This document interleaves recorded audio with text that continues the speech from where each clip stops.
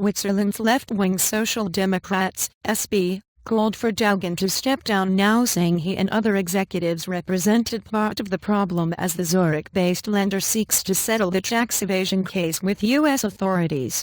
And if you're justifying your high salary with the responsibility you carry, then you cannot duck that responsibility in an emergency, SP President Christian Levrat said in a statement on Sunday. And Levrat's comments bear the hot-button issue of bankers' pay in Switzerland, with the long-running pursuit of Swiss banks by U.S. authorities over untaxed funds held offshore, which has intensified for Credit Suisse in recent weeks.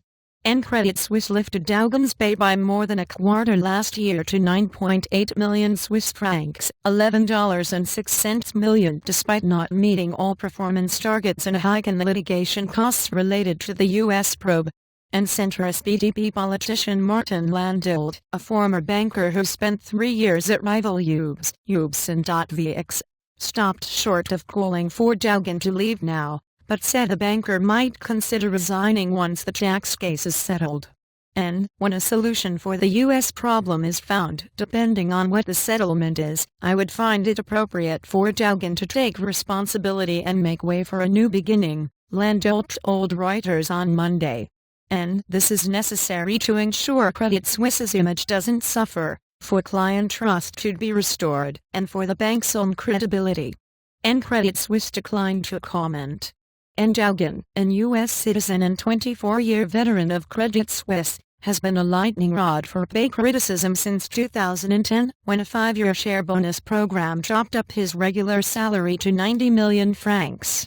And shareholders grilled Dougan and other top executives over their pay at Credit Suisse's shareholder meeting on Friday, but 2 pay-related votes were ultimately approved.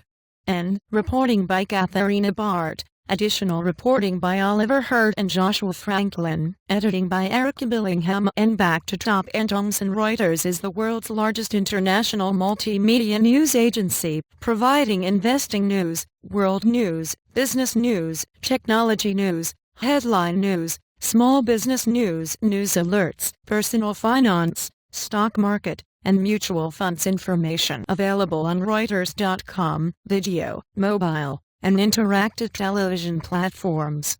Thomson Reuters journalists are subject to an editorial handbook which requires fair presentation and disclosure of relevant interests.